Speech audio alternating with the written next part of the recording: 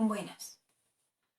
Lo primero, disculparme porque ayer no hubo cuento, pero a veces la vida te satura y, y tenía demasiadas tareas entre manos.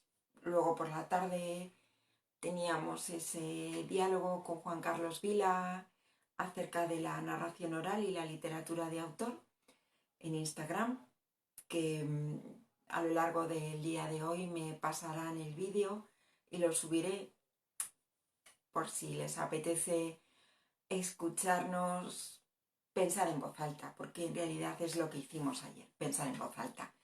No somos ninguno de los dos unos expertos en la materia, simplemente personas, bueno, en mi caso que vive del cuento y en el suyo que enseña lengua y literatura, y nos preocupa, ¿no?, esta relación conflictiva, pero también nos preocupa la percepción que tiene la sociedad y lo que significa en nuestra sociedad lo colectivo, lo comunitario y lo individual. Que hay ahí una especie de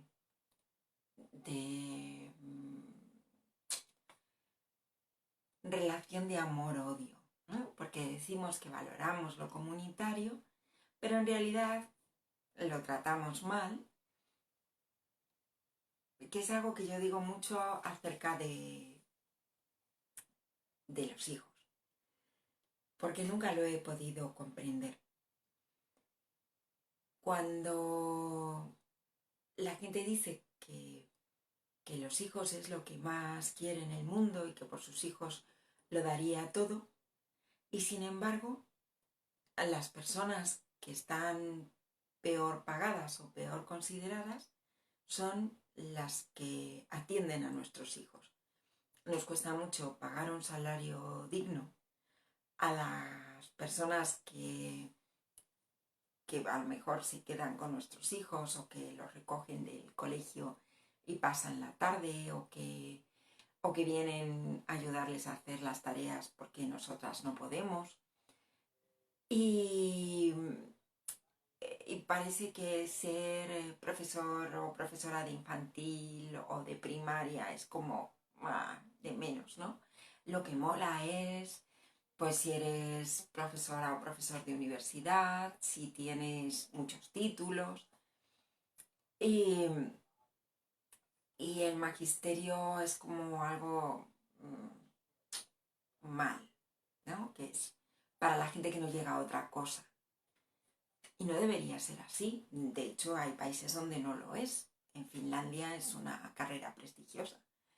Pero, pero vivimos esta dualidad. Es una dualidad, un sentimiento encontrado entre lo que es valioso y cómo nos comportamos con lo que es valioso. Lo comunitario es valioso, pero madre mía, nos hemos necesitado una pandemia para aplaudir a la gente que hace posible la vida. Porque antes, pero si es que ya ni ser médico era prestigioso. En cambio, todas las niñas y todos los niños querían ser futbolistas, salir en las revistas o cantantes, y ser famoso es para la infancia un valor en sí mismo. Cuando yo cuento cuentos, a veces, depende de la población, pues si hay medios de prensa, vienen, me entrevistan. Y recuerdo que me sucedió, no voy a decir el nombre del lugar, que había televisión local. Y llegaron a la biblioteca unos minutos antes de que se iniciara la sesión, pero los colegios que estaban invitados pues ya habían llegado. Yo estaba sentada en el suelo y formábamos un círculo amplio con niñas y niños. Cuando vieron llegar a la televisión se pusieron, ay, como, qué nervios. Y una de las niñas se levantó de donde estaba y vino a sentarse a mi lado. Y yo le pregunté, ¿qué te ha pasado? Y ella me dijo, es que te van a sacar a ti en la televisión y yo quiero ser famosa. Así que me voy a sentar contigo para salir. Y yo le dije, bueno, yo no soy famosa. Hoy voy a salir en la televisión porque cuento cuentos. ¿Tú qué vas a hacer para ser famosa? ¿Qué es eso que haces tan bien que crees que te va a hacer famosa? Y ella dijo, no lo sé todavía, yo lo que quiero es ser famosa.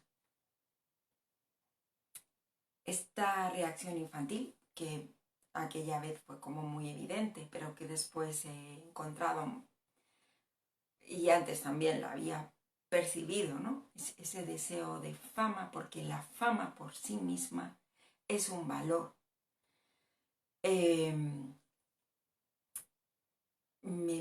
Me causa una sensación de dolor a mí. Y no es que yo no quiera ser famosa, porque yo quiero ser famosa. Yo de pequeña ya quería ser famosa. No quería ser famosa, les voy a confesar la verdad. Yo quería ser Premio Nobel de Literatura. Más o menos me enteré de que existía el Premio Nobel cuando yo tenía 10 años. Ya escribía para esa época. Y dije, eso es lo que yo quiero, ese es el objetivo de mi vida. Escribir tan bien que tengan que reconocerlo dándome ese premio. Después, cuando conocí a Benito Pérez Galdós, ya saben ustedes que yo tengo esta relación de amor. A Benito Pérez Galdós no le dieron el premio Nobel por razones políticas. Pues como que ya el Nobel se desinfló de mis expectativas. O sea, no es tan fácil conseguir que te den el Nobel por muy bien que escribas. Así que no es, digamos, lo que marca que seas una buena o una mala escritora. Pero en el camino hay una diferencia. O sea, hay algo que tú quieres hacer muy bien. Quieres hacerlo tan bien que merezca que se reconozca. Y por otra parte, hay un valor social, que es el de la fama, que tienes que conseguir a cualquier precio, a toda costa. No importa lo que tengas que hacer. No hay una vocación previa, sino que la fama es la vocación. Obviamente, para quien cuenta historias de la tradición oral, la fama no puede ser un valor en sí, porque la tradición oral es comunitaria. Y te hace apreciar lo comunitario, te hace sentir que el patrimonio más valioso es el que se comparte. Y la tradición oral, era una de las reflexiones que hacíamos ayer con Juan Carlos, es una tradición polisémica. Sirve para muchas cosas y sirve para toda la gente. Un cuento da respuestas a multitud de problemas y a multitud de situaciones y va a ser alivio y bálsamo para muchísima gente de muchísimas culturas que a lo mejor pensamos que no tienen nada que ver.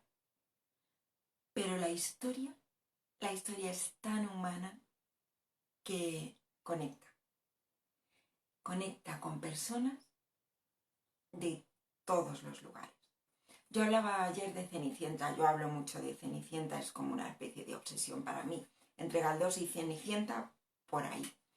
Pues Cenicienta, en los relatos de la América Latina, de Bayala, es una...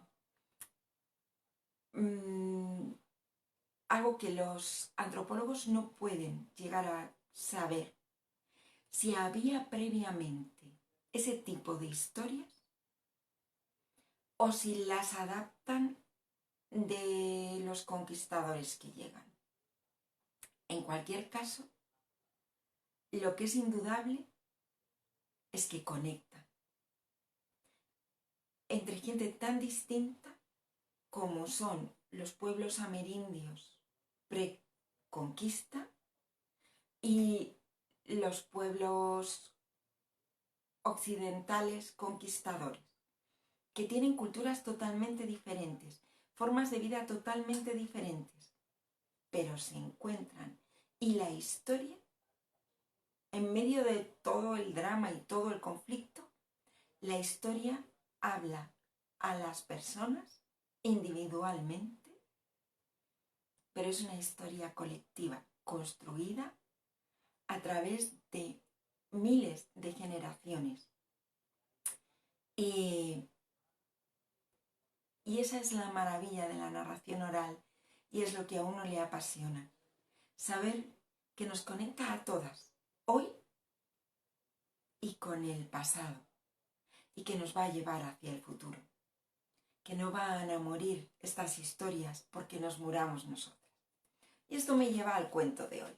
Hoy he elegido un cuento, siempre les hablo mucho de los cuentos españoles y estas cosas. Bueno, este cuento se considera de la península ibérica. Es un cuento que se cuenta en Portugal y que los folcloristas estudiosos dicen que puede ser anterior a culturas como la celta que llegaron a nuestra península antes que los cartagineses o que los griegos, romanos, ¿vale? O sea que estamos hablando de hace mucho. Y lo detectan por los símbolos que hay en el cuento. Se titula El muerto agradecido. Y está, claro, es un cuento muy viejito, así que está un poco desordenado. Ha debido de perder cosas por el camino. Y también pertenece a un tiempo en el que no se contaba como se cuenta ahora.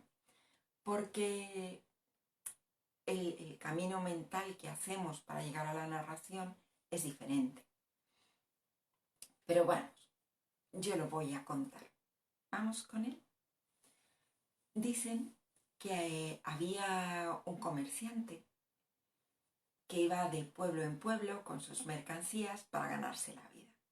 Era un hombre bueno, justo y alegre, al que le gustaba su estilo de vida y charlar y conversar y conocía a mucha gente y se llamaba Juan.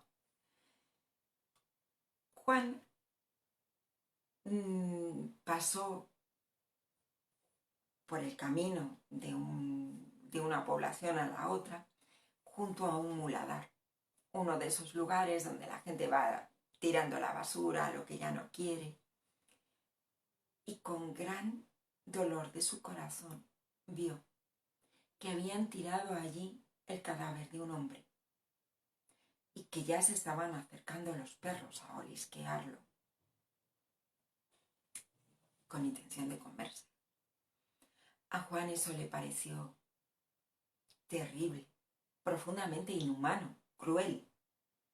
Y se dijo, ¿pero qué clase de gente somos? Que abandonamos así, sin darle una sepultura digna a alguien de nuestra comunidad. Yo pagaré el sepelio de mi propio bolsillo. Aquí llega Lulu. Y Juan pagó el entierro de aquel desconocido. Siguió su camino, siguió su vida y llegó al castillo de su prometida. Porque sí, Juan era un comerciante, pero era amado y amaba a una princesa.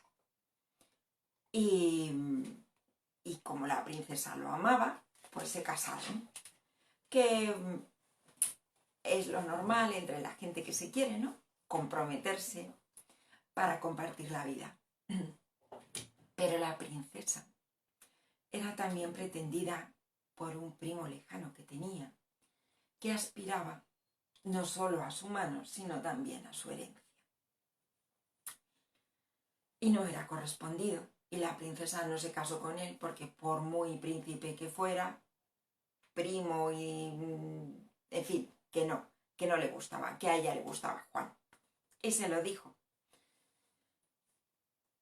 Pero la luna de miel la hicieron la princesa y Juan en un barco, porque tenían ganas de conocer un poco más lejos, salir del reino.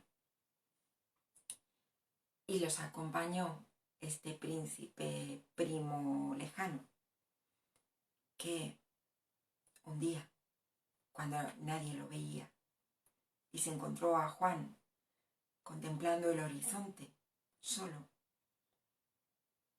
lo empujó por la borda y lo tiró al mar profundo. Juan gritó desde el agua y luchó contra las olas, pero la fuerza del mar era demasiado poderosa y lo arrastró, lo fue alejando del barco y cuando lo buscaron no lo pudieron encontrar. Él llegó arrastrado por la corriente y gracias a que era joven y nadaba bastante bien hasta una isla. Y en esa isla pasó Juan 2 años. Bueno, siempre estaba vigilante, si venía algún barco, si conseguía ver a alguien, pero no tenía nada, había llegado con las manos vacías. Así que malamente pudo hacerse un lugar para vivir y vivía de lo que la naturaleza le brindaba. Frutas, raíces, quién sabe, insectos. La cuestión es que, pasados 2 años, finalmente, oficialmente, en el reino se consideró que estaba muerto. Por lo que la princesa cambió de estatus y pasó a ser considerada viuda. Y una viuda se puede volver a casar. No tenía la princesa ánimos de enamorarse ni de buscar a nadie más. Y sí, estaba forzada al matrimonio porque tenía que dar un heredero para continuar la saga. Así que finalmente aceptó a su primo, el príncipe primo tercero, y se preparó todo para celebrar la boda. Juan, que estaba en la isla, que ya había perdido la cuenta de los días y de las noches que llevaba allí, fue visitado en sueños por una voz que le dijo: Juan, te han dado por muerto y tu esposa se va a volver a casar. ¿Quieres impedir ese crimen? Juan dijo: por supuesto. Pues, si confías en mí, yo puedo hacer que mañana estés allí. Pero a cambio quiero algo. No tengo nada, ya lo ves, dijo Juan. ¿Qué me pides? Y la voz, fuera de quien fuera, le dijo: quiero la mitad del primer hijo que tengas. Juan le dijo: no. ¿Cómo voy a decirte que te doy la mitad de mi primer hijo? ¿Un hijo no se da? No. Ya buscaré la manera de llegar. Juan estuvo sopesando sus posibilidades de salir de la isla sin morir, pero realmente no eran muchas, porque ya lo había intentado más veces y las corrientes que rodeaban la isla eran muy fuertes. Dormido otra vez, La noche siguiente, en sueños, volvió a escuchar aquella voz que le dijo: Juan, sí, soy yo. Te han dado por muerto y tu mujer se va a volver a casar con el primo tercero. Y Juan dijo: es que yo te puedo llevar, le dijo la voz, pero recuerda cuál es el precio. Y entonces Juan pensó: primero un problema y luego otro. Por ahora voy a prometer y luego ya veré qué hago. Y aceptó el trato. La mitad de su primer hijo sería para aquel ser. Nada más haber aceptado el trato, la voz le dijo: ya puedes abrir los ojos. Cuando Juan abrió los ojos, despertando de su sueño, estaba delante del castillo de su amada. Claro, iba vestido como un pordiosero. Llevaba 2 años viviendo bajo el sol y la lluvia. Así que entró a la sala de los pobres, que era el lugar donde la gente que no tenía recursos iba a pedir algo de ayuda, un plato de comida caliente, una manta. Y allí estaba Juan, esperando a que llegara su turno para ser atendido por una prima de su esposa, que era la que se encargaba de atender a los pobres. Y ella, antes de que él se acercara, lo reconoció. Lo reconoció por el anillo que llevaba en su dedo. Dejó todo, lo llamó y fue a buscar a su prima. La puso enseguida al tanto. Tu marido ha aparecido, no estaba muerto, ya puedes cancelar la boda. La princesa corrió al encuentro de su esposo y le dijo: bueno, ahora te bañas, te doy ropa limpia, te afeitas bien y vamos a darle su merecido a ese primo mío malvado. El cuento dice que se presentaron delante del primo, que reconoció que lo había arrojado por la borda del barco, y entonces prepararon un caldero grande, lo pusieron al fuego lleno de agua y allí arrojaron al primo. Después de este acto tremendo, la princesa y Juan recomenzaron su vida juntos y felices, hasta que ella se quedó embarazada de su primer hijo. Juan no sabía cómo contarle la promesa que había hecho y no sabía cómo desembarazarse de ella, y se callaba, esperando que la buena suerte solucionara el problema. Y nació su primer hijo y estaba todo el mundo súper feliz porque era un bebé precioso. Pero una noche, que Juan estaba contemplando a su hijo en la cuna, la voz que le hablaba en sueños le dijo: vengo a cobrar lo que es mío. Y Juan le decía: pero ¿cómo te vas a llevar la mitad de mi hijo? Si lo cortas va a morir. Y la voz respondía: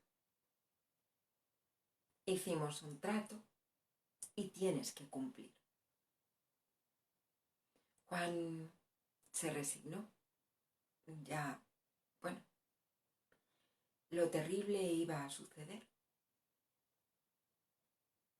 Pero en el momento en que Juan tomó el cuchillo para cortar por la mitad a su hijo, una mano que no se veía lo detuvo y una voz que no conocía habló. Ya me arreglo yo con este espíritu al que le debes tanto. Yo pagaré tu deuda. Vive tranquilo. Y Juan preguntó, ¿y quién eres tú, tan generoso que cuidas de mí y de mi hijo? Y la voz respondió, yo soy aquel que fue arrojado al muladar, que iba a ser devorado por los perros, pero tú te apiadaste y me diste sepultura.